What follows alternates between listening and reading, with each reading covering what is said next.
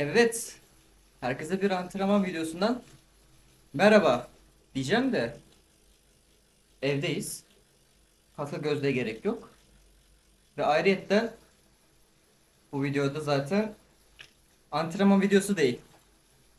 Sebebini video geçince anlatacağım. Bu sefer yarışmacı tarafında değil, biraz da organizasyon tarafında bulunacağız. Çok güzel insanlardan çok güzel bilgiler edineceğiz. Ve bu yarış durumlarının nasıl hazırlandığını, nasıl bir protokolden geçtiğini az çok öğrenmeye çalışacağız. Hadi videoda görüşmek üzere. Evet, antrenmandan direkt bu videoya ışınlandık. Şimdi bugünkü amacımız antrenmandan ziyade yani bir yarışmacıdan çok diğer tarafı deneyimlemek, birazcık daha gözlemlemek olacak. Bu süreçte bizlere Rıdvan ve Rıfat abi eşlik etti. Bu organizasyonun adı ise Gordiyon Maratonu. 5 Kasım tarihinde koşulacak koşu yarışının ölçümleri yapıldı. Bu ölçümleri tabii ki de bizim bildiğimiz GPS üzerinden veri alınıyor diye biliyorduk. En azından ben öyle biliyordum. Ya lakin öyle bir durum değilmiş. Profesyonelce alındığını gördüm. Uluslararası bir şekilde işlendiğini gördüm. Ve sağ olsunlar Rıdvan abi de Rıfat abi de benim belki de ilgili olduğumu gördüğü için bilmiyorum. Bana gerçekten çokça yardımcı oldular. Hani bu benim çektiğim ilk vlog olduğu için tabii ki de çok acemice davrandım. Çoğu konuşma eksik oldu ve bu yüzden bu şekilde başlıyor. Hani herhangi bir şekilde dışarıda bu girişi yapmam lazımdı. Şu anda videoyu editlerken bu durumun farkına vardım. Kendilerinden rica ettim. Rıdvan abi sağ olsun. Hem kendisini tanıttı hem de bu işin neye yaradığını, nasıl yapıldığını anlatan çok güzel bir video gönderdi. Şimdi sizi Rıdvan abiyle baş başa bırakıyorum. İyi günler. Ben Rıdvan Doğan. Uluslararası parkur ölçümcüsüyüm. Arkadaşım Rıfat Arabacı ile birlikte Türkiye'de uzun yıllardan beri yol koşularının parkurlarını ölçmekteyiz. Parkur ölçümleri bir yarışmanın olmazsa olmazı. Dünya Maraton ve Yol Koşuları Ölçümcüler Birliği, yani kısa adı AIMS oluyor.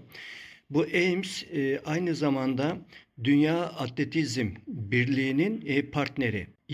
Bütün dünyada yapılan yarışmalar, eğer uluslararası bir hüviyete sahip olmak istiyorsa parkurunun mutlaka ölçülmüş olması gerekiyor. Eğer bir parkur resmi parkur ölçümcüleri tarafından ölçülmemişse orada koşulan dereceler dünya rekoru bile olsa kabul edilmiyor. Dolayısıyla da parkur ölçümleri bir yarışmanın olmazsa olmazı. Şimdi parkur ölçümleri nasıl yapılıyor? Kısaca ona değineyim. Gerçi çok hassas noktaları var ölçümün.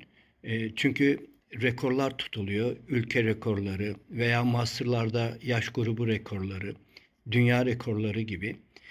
Parkurda koşulan derece böyle bir rekor dereceyi elde ettiyse o rekorun kabul edilebilmesi ve onaylanması için mutlaka Ölçümcüler Birliği'nin üyesi olan A veya B sertifikaya sahip ölçümcüler tarafından parkurun ölçülmesi gerekiyor. Parkur ölçülürken bisiklet metoduyla ölçülmesi gerekiyor. Yani teknoloji geliştikçe işte uydudan ölçümler veya harita üzerinden yapılan ölçümler, bunlar geçerli değil. Geçerli olabilmesi için bisiklet metoduyla parkurun ölçülmüş olması lazım ve A veya B sertifikasına sahip ölçümcüler tarafından. Ölçümün inceliklerine gelirsek, ölçümün olmazsa olmazı bir kalibrasyon parkurudur. Kalibrasyon parkuru yaklaşık 400 veya 500 metre, yaklaşık demeyeyim de 400 veya 500 metrelik e, yarışmanın koşulacağı zeminle aynı esrafa sahip e, düz bir alanda hazırlanması gereken bir parkur. Bunu hazırlanırken, bu parkuru hazırlarken çelik metre ile 50 metrelik bir çelik metre ile İşte parkur eğer 400 metre yapılacaksa, buna uygun bir alan varsa, burada çelik metre ile 50 metre 50 metre 8 defa çekilerek 400 metre işaretleniyor. Bu işaretlenme esnasında hava sıcaklığı çok önemli. Hava sıcaklığına göre e, parkurda uzatma veya o ölçülen parkurda uzatma veya kısaltmalar oluyor. Buradaki hassas nokta çelik metrenin vasfı. Bu çelik metre 20 santigrat derecede uzama katsayısı sıfır olan bir çelikten yapılmış metre olması gerekiyor.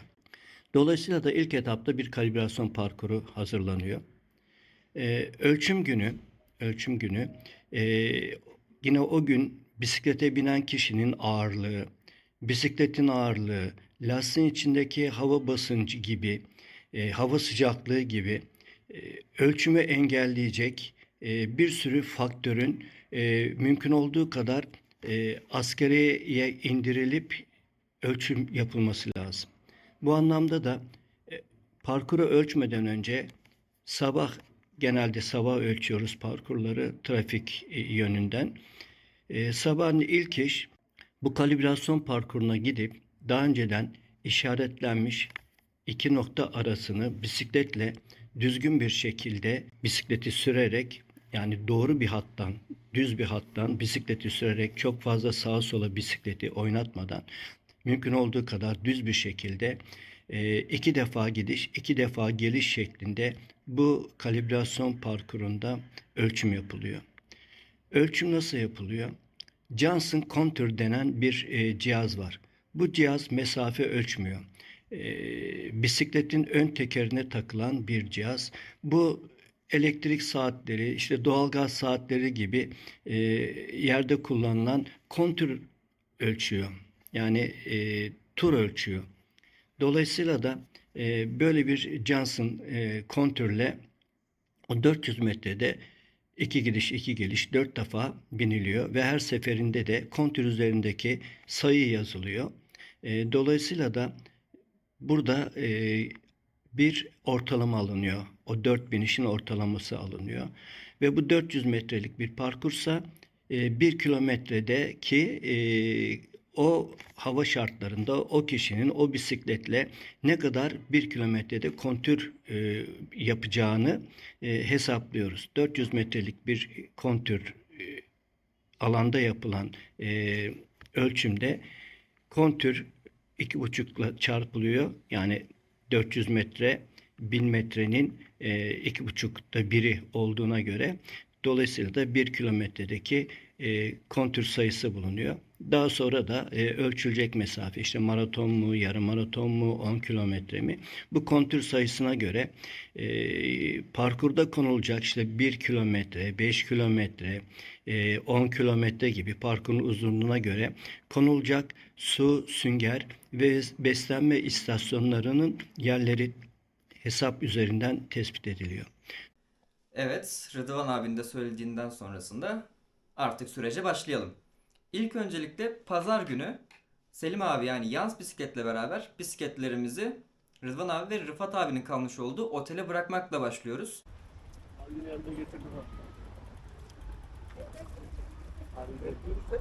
Tamamdır ben de.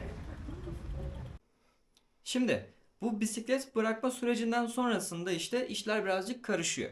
Biz dedik ki hani bisikletlerin üzerinde Garmin adını verdiğimiz şu anda tüm bisikletçilerin ve sporla uğraşan, ilgilenen herkesin bildiği en üst markalardan bir tanesini kullandığımızı söyledik.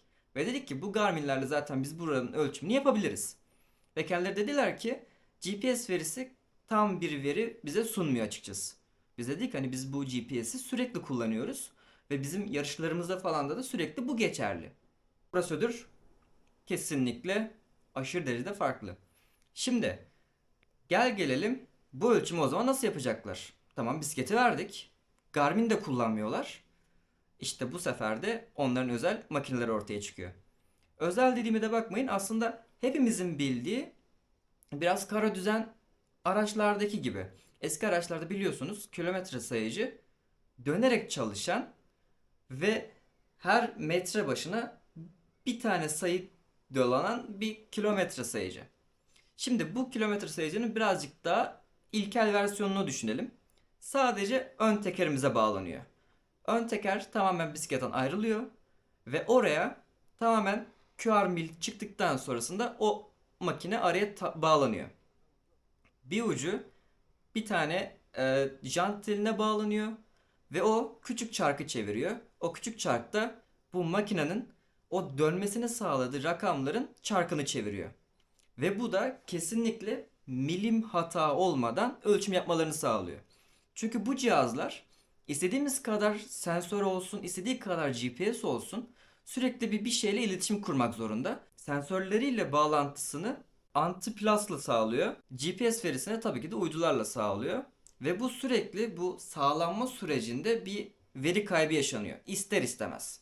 Biz bisikletle azıcık hareket ettikten sonra bizim GPS verimiz işlenmeye başlar ve bizim makinelerimiz hareket etmeye başlar. Ama koşuda öyle değil. Direkt koşmaya başlarsın ya da başlamazsın. Amaç da zaten bundan ibaretmiş. Makinelerden sonra ise bunların bir kalibre dönemi var. Kalibre dediğimiz şey de şu. Bu koşu parkurları yerden yere farklılık gösteriyor. Rakım farkı, sıcaklık farkı, her şeyin ölçeklendirilmesi lazım ve bunu kesinleştirilmesi lazım. Eğer bu veriler tam bir şekilde alınmazsa, tam bir şekilde bu yarış prosedürüne işlenmezse ve burada bir rekor kırılırsa bu rekor tamamen geçersiz sayılıyor. Çünkü doğru veriler yok ve bu veriler uluslararası camiada paylaşılmamış, onaylanmamış veri olarak kabul ediliyor. Bu zamanda bu taktığımız makineleri bir şekilde kalibre etmemiz gerekiyor. Arkadaşlar 400 metreyi ölçüyorlar. Makine kurulacak ve makinenin kalibrasyonu için o tüzüğü kullanacaklar. Biz de bisikletleri ayarladık.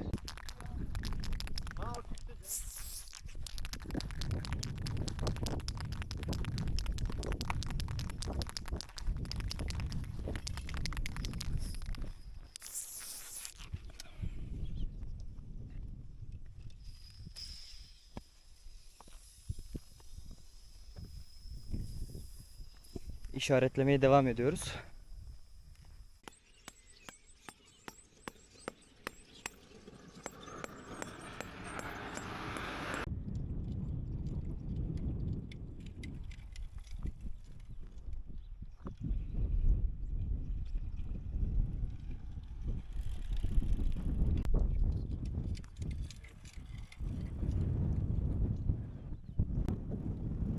Ne oldu, kendisi mi gidiyor?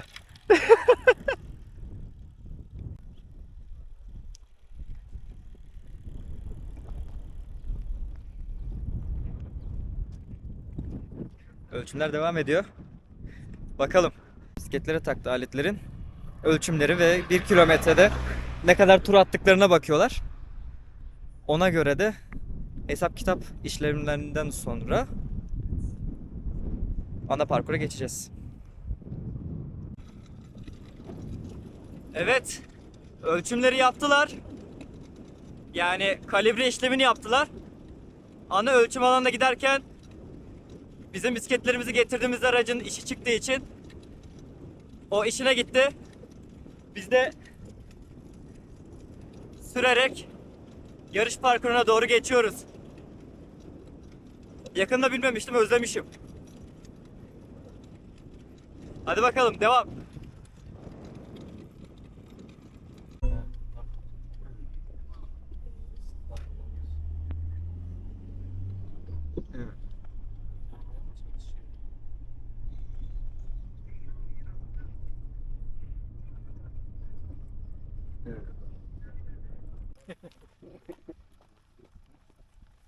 Dönerken de duracağız burada. Tamamdır. Gidiş dönüş onların Evet. şeyi mi alınacak? Buradan finish'e de bakacağız 10 kilometre için ne çıkıyor diye. Tamamdır. Şu anda 5 kilometre çizgisi yapıldı. İşlemler alınıyor. Geçici ama. Geçiciymiş, tamamdır.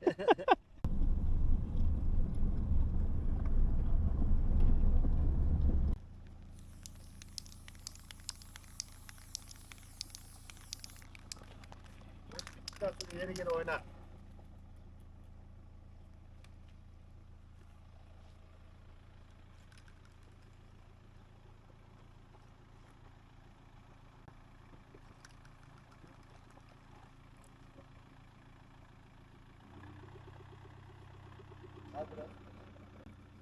Buradan döneceğiz ya. Döndürme, direkt al. Şey yap. Direkt karşısından devam et. 15. Yani. 15, biraz 20 finish. Evet. Arabayla güzelden dönüyor. 15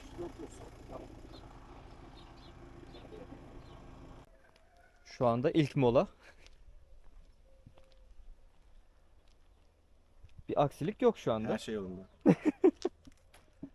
Hesaplamalar şu anda tam mı tutuyor abi? Normal, şimdi bunlar şöyle bir şey var. Mesela biz şurada 10 kilometrede olduğunda buranın tam yeri belli olmadığı için mesela şu ağacı alıyoruz. Hı. Ağacın yeri belli, unutmuyoruz geldiğimiz zaman burayı bulmak için. O yüzden biraz ileri geri yapıyoruz yani. Normalde Amaç o yani. amaç o. Yoksa bizim buranın 10 kilometre olduğunu biliyoruz yani.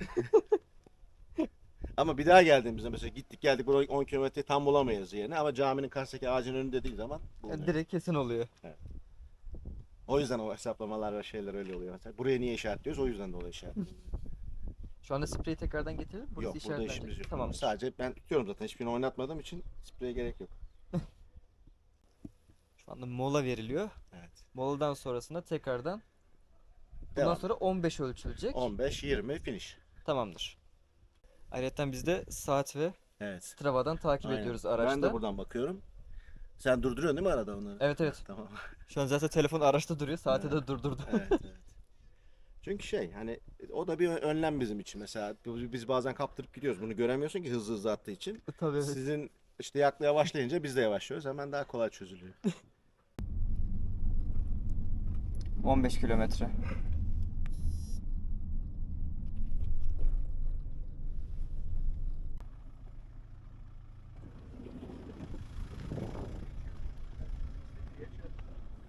...15. kilometre işaretleniyor.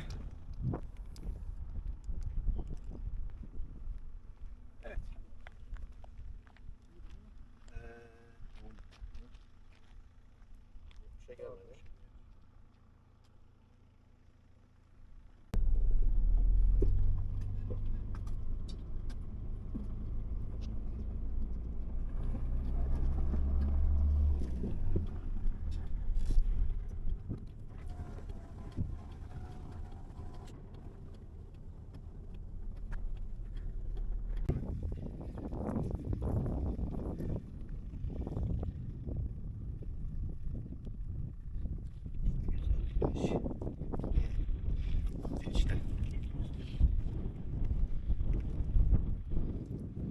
Buraya bir şey zaten yapmıştık. Ya yapmıştık Buraya zaten. aldık. Aynı yerden alacağız. Tamam. Şimdi oraya viraj koyacağız da benim şuralarda falan bir yerde bitecek. Orası viraj koyacak, aynı yere gelecek. 756 idi, 704. Tamam. Oradan geri gelecek. Virajda olduğu için buraya gelecek. Aynen. Haydi. Şu anda finish'e gidiyoruz. Evet. Hayırlısıyla.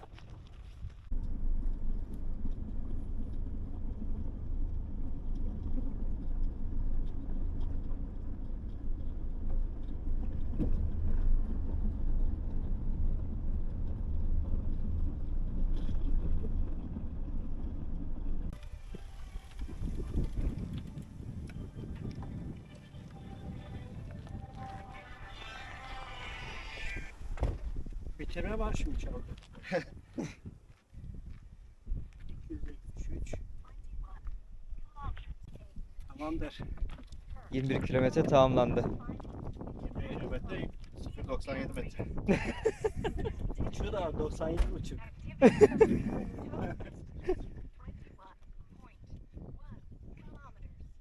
Bakalım kabataslak ne çıktı. Ha şimdi hemen ikinci kalibrasyon. Şimdi arkadaşlar bunu bence arabaya yükleyelim. Bunu 7 kilometre boşuna sürmeyin.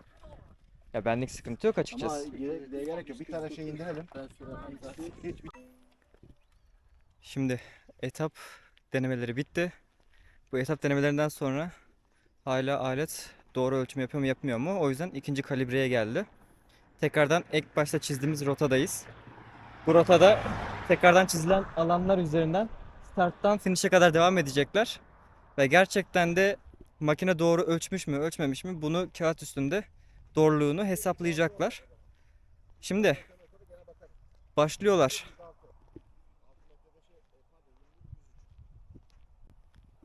Bu süreçte tabii ki de yepyeni bilgiler de ediniyorsunuz.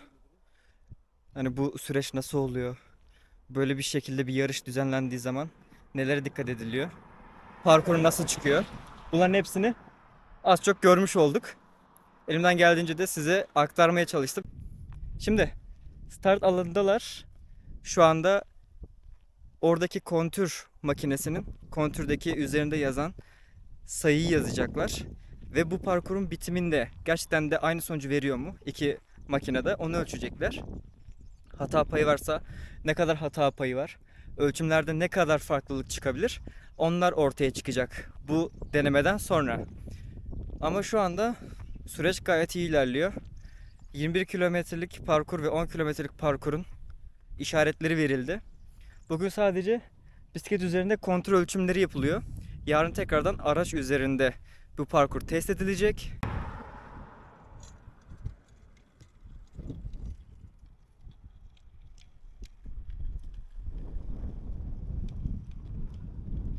Şuradaki ağaçlık bölgeye doğru gidecekler. Ağaçlık bölgede zaten bizim finish alanımız var.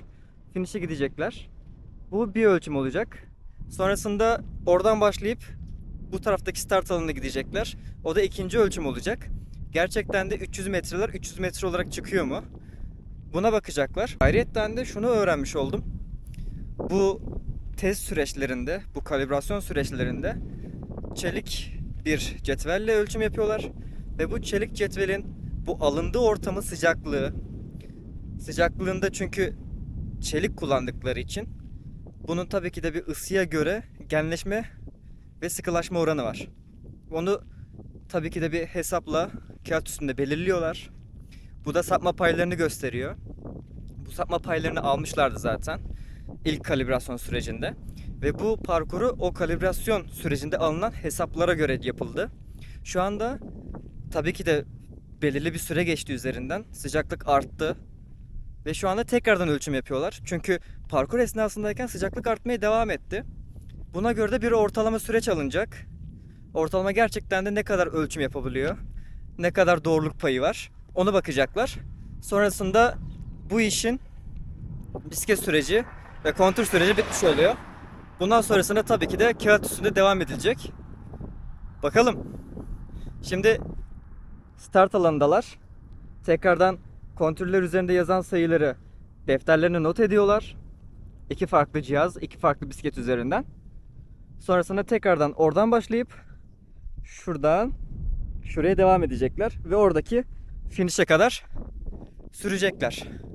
Finish'te de tekrardan bir kağıda alınacak.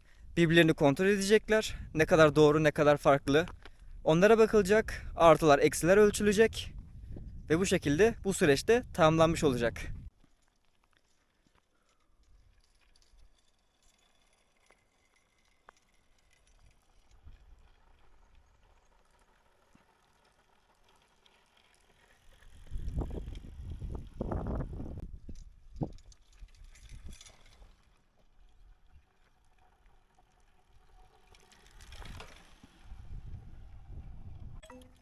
Ölçümlerde farklılık mı var şu anda? Yok, farklılık yok. Sabahla Şeyi kalibrasyon farklı, o da tepki mi? şöyle, tabii sabahki hava ısısıyla şu anki hava ısısı farklı. Tabii ki de. Ama şu var, şimdi sen binerek geldin ya, Evet. lastiğin içindeki O da hava sıcaklığını tuttu, aynı tuttu, geldi. Şimdi diğer bisiklet araçla geldiği için onun içindeki hava soğudu. Dolayısıyla da şu anda İkisi bir- farklı çıkartıyor. yok zaten kilolar farklı olduğu için farklı çıkacak zaten de. Hı hı. Sabahki ölçüme göre şey yaptık. Hı hı. Aynı çıktı yani sabahki ölçümle benim aynı çıktı. Çek abi.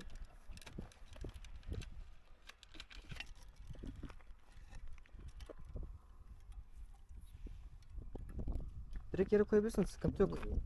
Ben tutayım. Siz şey yapmayın.